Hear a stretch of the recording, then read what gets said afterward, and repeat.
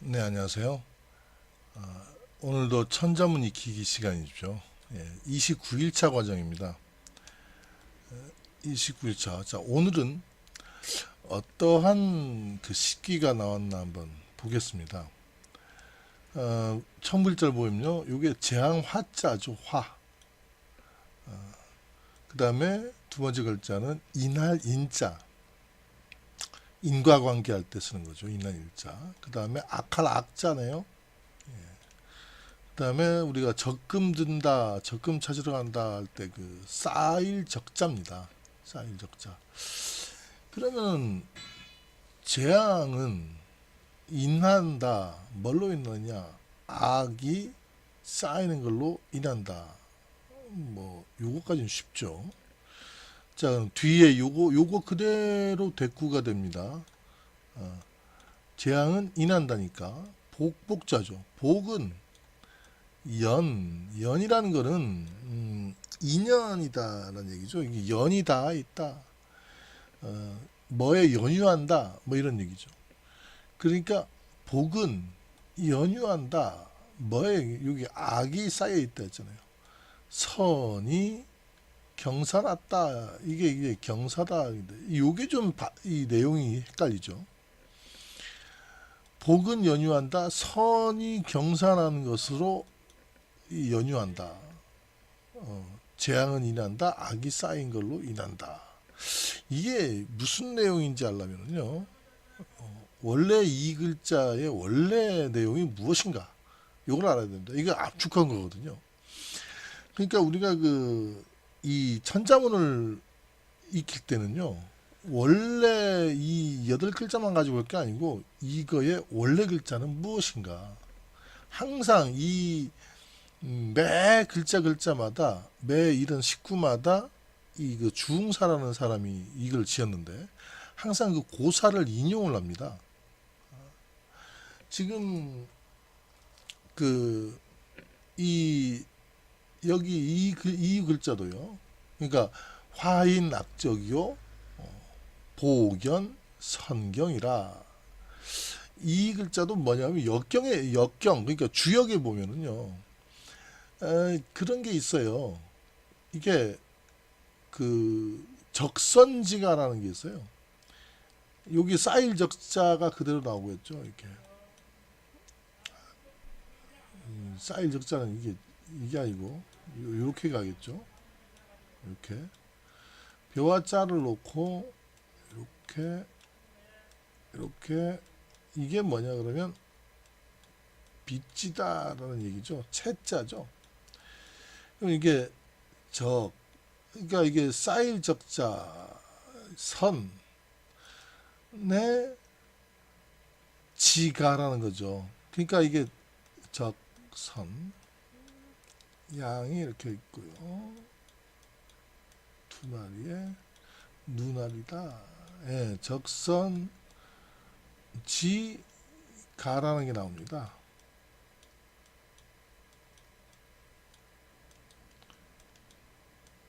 예, 이런 얘기가 있어요. 그러니까 적선지가는 그러니까 뒤에 게 먼저 나온다는 거죠. 그러니까 이게 천자문에서는요 뒤에 뒤에 그 받침 이응으로 끝나는 걸 맞추기 위해서 앞뒤를 이렇게 바꿔놓을 수가 있어요. 근데 이제 역경 주역에서 보면 요 적선지가가 먼저 나옵니다. 그러니까 적선지가는 필유여경이요 이런 얘기가 나와요. 그러니까 선을 쌓다는 거죠. 선을 쌓은 집에서는 반드시 있다, 뭐가 있다, 경사가 있다 이 말이에요. 그러니까 이거는 선을 쌓은 집에 경사가 있는 것이다 이 얘기입니다. 선을 쌓은 집에 경사가 있으면 복이 연유가 될 것이요. 요게 이제 이게 먼저 나오는 글이에요. 그 다음에 역경에 보면 뒤에 무슨 글이 나오냐면 적불선지가는 그러니까 선의 불선은 악이 아니에요. 이 역경에서는 선의 불선은 선의 반대말은 불선이죠. 악이 아니고. 그래서 적불선지가는 이런 얘기가 나요.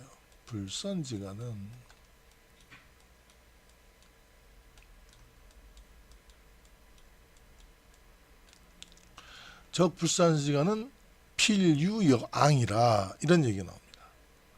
그럼 반드시 있다. 뭐가 있다? 재앙이 있다. 재앙이 있다. 그래서 요거는 복은 재앙은 인한다. 뭐 요게 악적이다라기보다 아까 얘기했죠.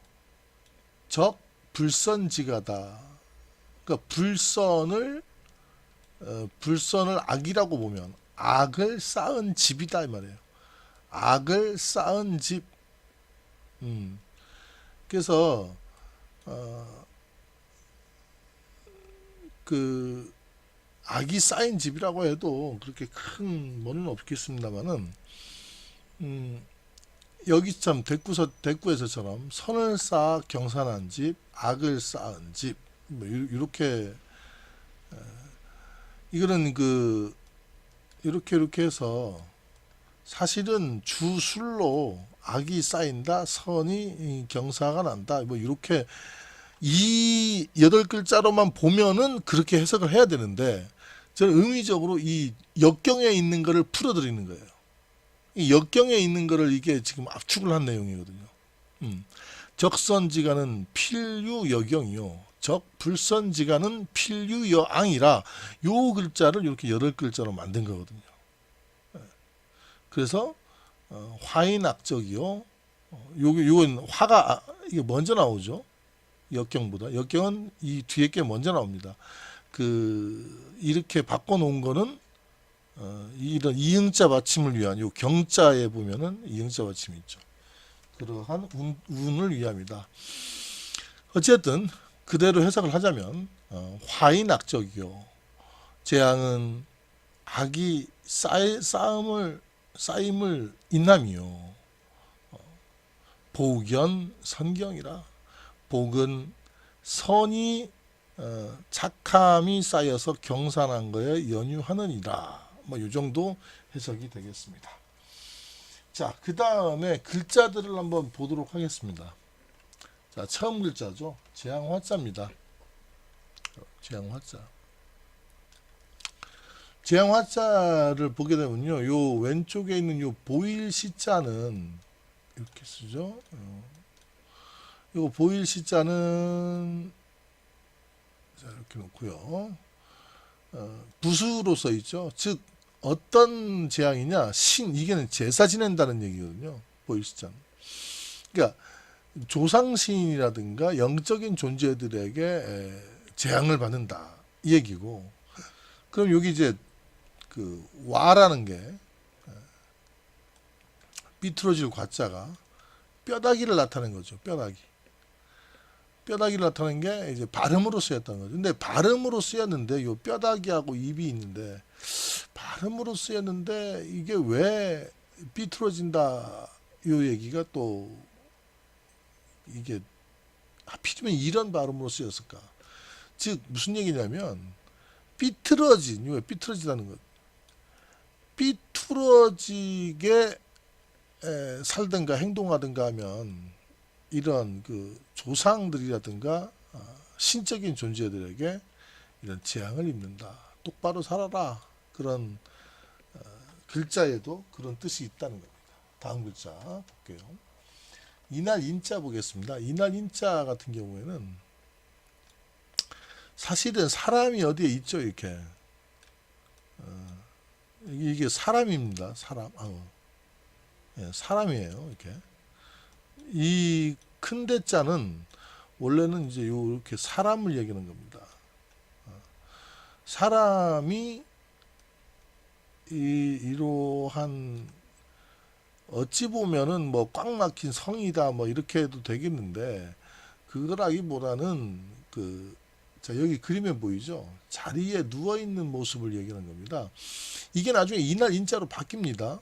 그래서 나중에 이제 위에 풀초자를 놓습니다. 이게 여긴 지금 침대로 표시가 됐는데 사실은 찌푸라기 있죠, 찌푸라기를 밑에 깔아놓고 그 위에 뭐를 덮습니다. 그래서 찌푸라기 위에 거적을 덮은 그 위에 사람이 자는 거예요. 이렇게. 그러면 그 뜻이었어요. 이게 사람이 잠을 자는 자리. 그 뜻인데 이게 이제 이날 인자로 자꾸 쓰니까 그럼 찌푸라기라는 요 풀초자를 이제 붙여놓습니다. 풀초자를 붙여놓고 자리라는 얘기를 다시 만들죠. 이렇게. 그래서 사람이 이게 누워 자는 자리다. 그럼 왜 이날 인자가 됐느냐? 편안하게 누워 자는 그런 것으로 인해서 우리가 이제 살아간다는 얘기죠. 잠자리가 편해야 됩니다. 모든 거는. 그래서 이제 이날 인자가 그런 데서 나왔다. 이렇게 생각하시면 되겠습니다. 자, 아칼 악자죠. 아칼 악자 같은 경우에 위에 버금 아자가 보이죠. 버금이라는 얘기는 자 버금가다 뭐에 준하다 이런 얘기죠. 그러니까 버금 아자라는 얘기는 뭐에 준하다 뭐 이런 얘기인데 사람에 준하다 거의 사람이다 뭐 이런 얘기죠. 또는 뭐 1등의 버금가다라는 얘기는 1등이 아니라는 얘기입니다.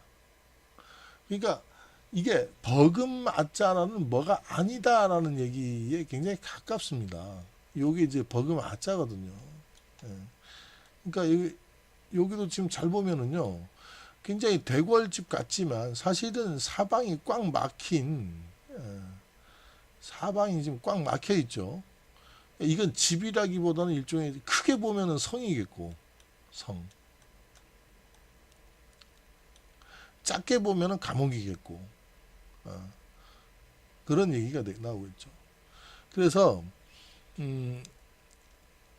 집은 아니는 집이 아니죠 이거는. 그 집에 버금가기는 하겠죠. 이런 것들이. 그래서 여기 이제 마음 심자를 놓습니다. 그 아칼악이라는 건 뭐냐 그러면은 아닌 거를 품는 마음이라는 거죠. 아닌 거를. 그러니까 이게 버금가는 거를 품었다. 모든 거는 우리는 좀 확실해야 됩니다. 저는 뭐 이렇게 어떤 뭐 사회적인 이슈에 대해서 그렇게 크게 마음에 두지는 않은데 예를 들어서 종교 관점에서 보게 되면요. 뭐 예를 들어서 이제 여성의 뭐 버금간다 그러면 트랜스젠더 남성을 얘기하겠죠. 그런 거를 이제 용납을 사회에서는 합니다만 종교에서는 용납을 안 할 때는 그거는 사회에서는 악이 아닌데 종교에서는 악이라고 하죠. 그게 왜 그러느냐? 이런 거 아니라는 것을 버금가다라는 건 달리 얘기하면 아니라는 겁니다. 그거를 품는 마음이기 때문에 그렇습니다. 이 한자에서 얘기해 주는 이 악이라는 글자는요. 악. 뭐냐 그러면 행동을 얘기하는 게 아니에요. 품는 마음 자체가 악이라는 겁니다. 악. 그래서 예전에 그 선비들은 그 마음을 품는 것 자체를 굉장히 꺼렸어요. 악이라는 것은 행동이 아니라 그 마음을 품는 거기 때문에 그렇습니다. 그 마음을 품게 되면은 그 사악한 마음이 결국은 밖으로 드러나게 되고 말이라든가 이 눈이라든가 얼굴 표정으로 드러나게 된다 그래갖고 마음 먹는 것 자체를 그런 못된 마음을 안 품었거든요.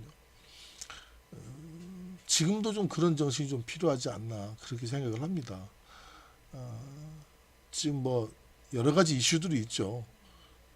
저는 정말 마음, 이 한자를 공부한 분들은 이 마음부터 이거는 좀 조심해야 되지 않겠느냐 그렇게 생각합니다. 자, 다음 글자 볼게요. 자, 쌀적자입니다. 쌀적자는요. 여기 그 왼쪽에 보면 벼화자 보이죠? 벼화자. 요거죠, 벼. 더 저희 이렇게 써야겠죠. 이렇게 그리게 되면은 벼가 이게 익은 모습입니다. 벼화자인데 벼화자 오른쪽에 이 책자를 보게 되면요. 이거 가시라는 얘기죠. 가시. 이 돈. 여기 가시 있죠. 가시. 이건 조개라는 얘기보다는 돈이라는 얘기입니다. 돈. 이게 뭐냐면 가시 있는 돈. 가시 찔리죠. 이렇게 가시가 있는 돈이 뭐냐? 그래서 이거를 빗질 책자라 그럽니다. 빗질 책자. 이렇게 해서 이렇게 가시가 있는 돈은 빚이다 이거예요. 빚질 책자. 그래서 우리도 지금 보면은 저도 이렇게 빚이 조금 남았는데 아주 미치죠. 예. 이 빚진다는 거는 참 사람이 할 짓이 아니죠. 너무 아픕니다. 이게 그 예전에 그 청동기 시절에도 이 빚진다는 거는 이렇게 가시가 있다 해갖고 굉장히 아프다. 이때도 빚진다는 게 있었으니까. 그러면 빚은 뭡니까? 계속 늘어나죠. 줄어들질 않죠. 그래서 이렇게 빚이 계속 쌓이듯이 벼가 계속 쌓인다. 뭐 이런 얘기도 있고요. 그러니까 이게 왜냐하면 그 빚지다라는 뜻이 있거든요. 이게 책이라는 발음이 됐는데 사실은 벼가 이게 부수거든요.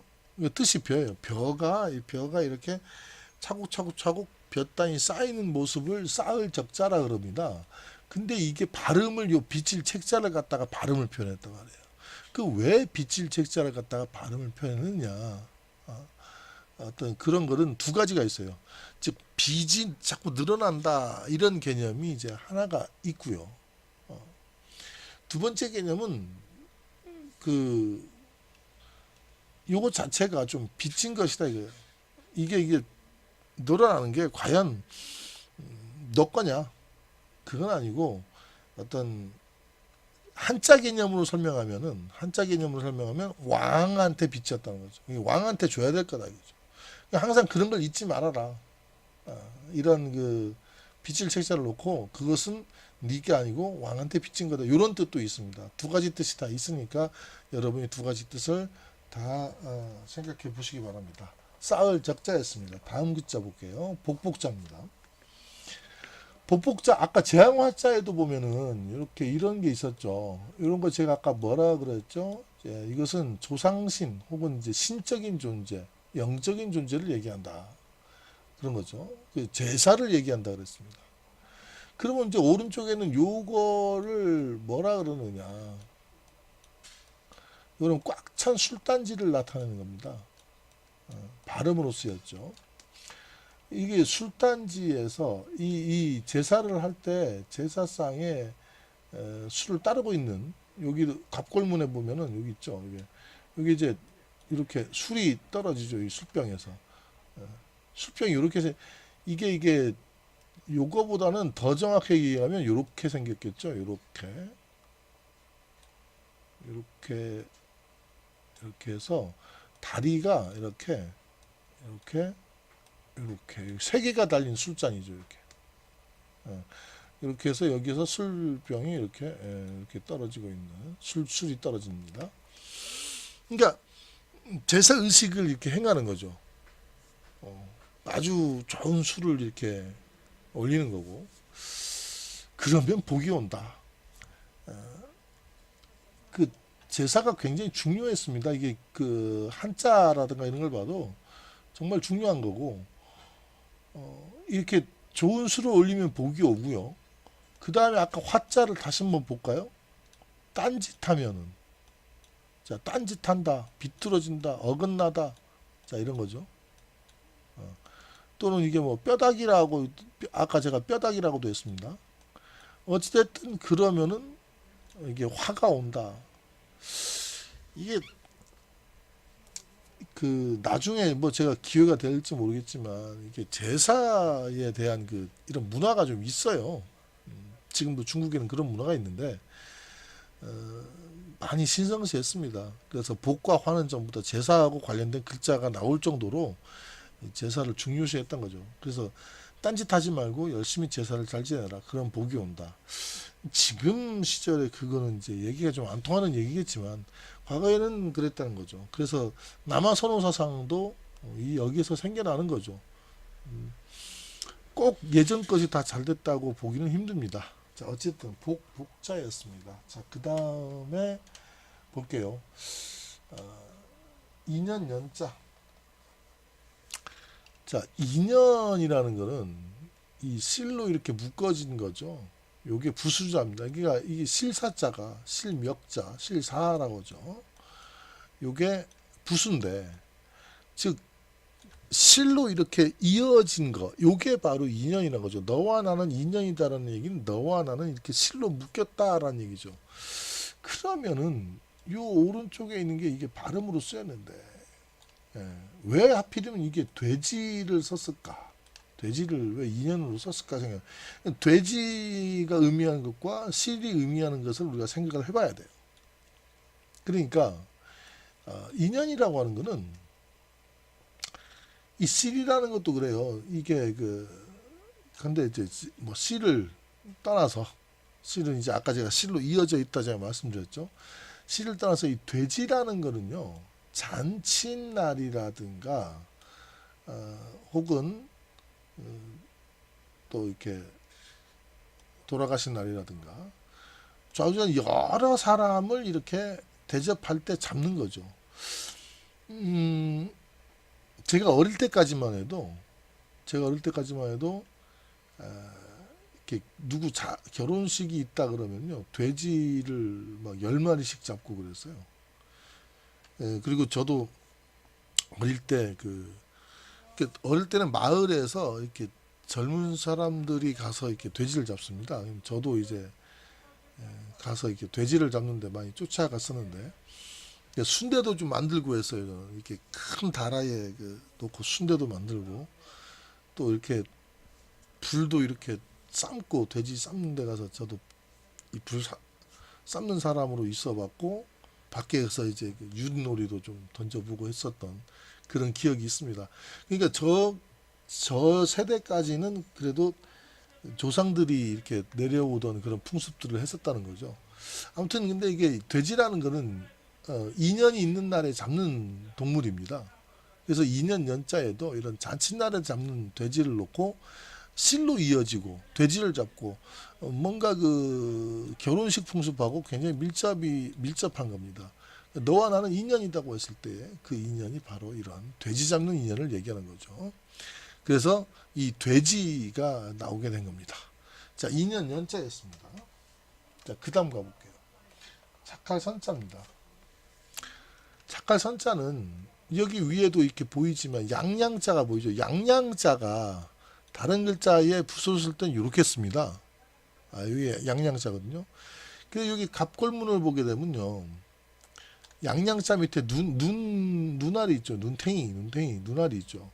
그러니까 양의 눈망울을 얘기한 거죠. 양의 눈망울. 어떤 사람들은 양을 쳐다보는 거다 그러는데 글쎄 양을 쳐다보는 것이 과연 이게 착화선이 되겠느냐 뭐 이렇게 또 생각을 해봐야 되고요. 양의 눈망울이다 생각하시면은 왜 제가 이 말씀을 드리냐 그러면 여기에 보게 되면은 나중에 가서 근문에 보게 되면 이게 양이 이렇게 이러한 거하고 이렇게 동그란 눈알이 두 개가 나옵니다. 양의 눈알을 그린 거죠 이렇게. 그래서 여기 밑에 나중에는 말씀 원자로 바뀌는데 여기 말씀 원자를 놔 볼까요? 이렇게.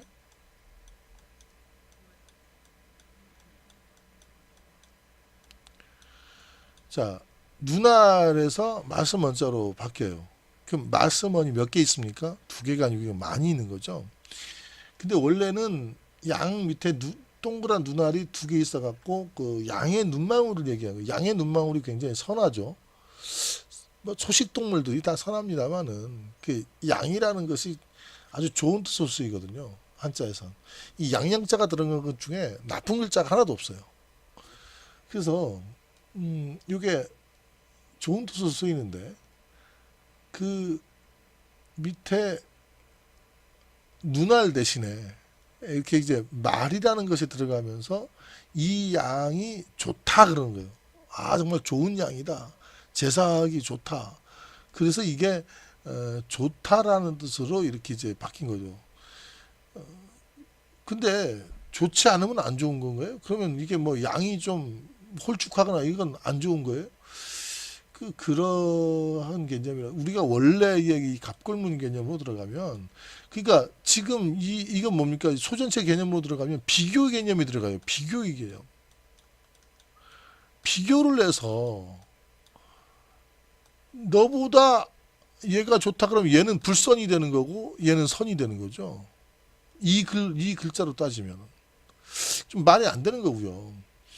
그 조상들이 어떤 사람인데 이렇게 만들지 않겠죠. 근데 갑골문으로 보게 되면은 그냥 양의 누나를 얘기하는 거였다. 양의 동그란 두 누나. 그럼 이것도 마찬가지 그런 식으로 해석하면 이제 양자에 요게 양자에 그 동그란 눈알이 이제 요렇게 표현이 돼 있다. 뭐 이렇게 생각하시면 이 눈알이다. 이렇게 우리가 생각을 하시면 이렇게 해서 착할선자가 그려지게 되겠습니다. 근데 이거는 이제 말씀언을 이렇게 쓴 거예요. 말씀언을 쓴 건데 이걸 쓴 건데 일단 기본적으로는 눈알이다. 이렇게 양의 눈망울을 얘기하는 거다 생각하시면 되겠습니다. 다음 글자예요. 마지막 글자인데요. 경사경자가 되겠습니다. 자, 경사경자는요. 여기 보면 이게 뭡니까? 이게 사슴이죠. 얘가요. 요렇게 해서 여기에 요렇게 한 거예요. 요게 여긴 이제 줄로 이렇게 그어버리지만 원래는 이렇게 되겠죠. 이렇게. 이게 사슴 록자입니다. 록. 근데 요 다리가 없어지고 이 다리 대신에 이렇게 표현이 되죠. 여기에는 여기까지.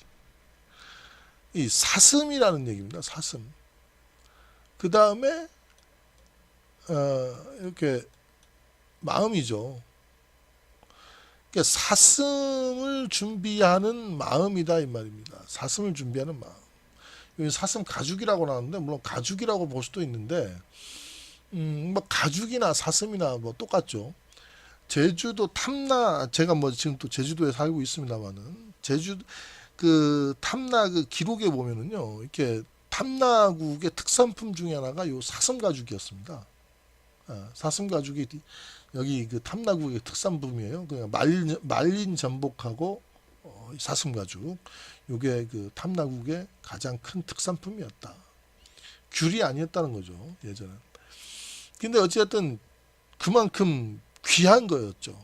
이 귀한 거를 준비하는 마음이 바로 이 경사라는 얘기인데 뒤에 요거는 가다라는 뜻이 있어요. 걸어가다. 발입니다. 발. 그러니까 이 귀한 것을 준비하는 마음으로 걸어가는 거. 요게 바로 경사라는 거죠. 그래서 이렇게 사슴록자를 씁니다. 이렇게 사슴록자를 쓰고 마음심자 사슴을 준비하는 마음으로 걸어가는 거. 이렇게 하면 경사경자가 나오게 되겠죠. 자, 경사경자였습니다. 자, 여기까지를 한번 읽어보도록 하겠습니다. 읽어볼게요. 쟁화이날린 악할악사을적 복복인연념 착할선 경사경. 자, 여기까지 읽었습니다. 자, 이렇게 해서 29일차 강의가 이제 끝나게 되는데요. 정리를 한번 해볼게요. 이렇게 가운데 딱 놓으시고, 자, 화는 인하는데, 화가 인하는 것은 악이 적이기 때문이다. 악이 쌓이기 때문이다. 화인은 악적이요. 그죠? 복연은 복이 연유함은 선이 쌓여서 경사를 이룹니다. 선경이라. 다시요. 화인은 악적이고 복연은 선경이라. 그럼 이건 천천히 읽습니다. 화인은 악적이요 복연은 선경이라. 화인은 악적이요 복연은 선경이라. 화인은 악적이요 복연은 성경이라.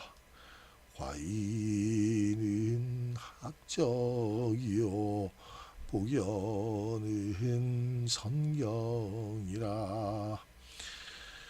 네, 여기까지 해서 29일차 강의를 마치겠습니다. 그러면 31차 강의에서 뵙도록 하겠습니다.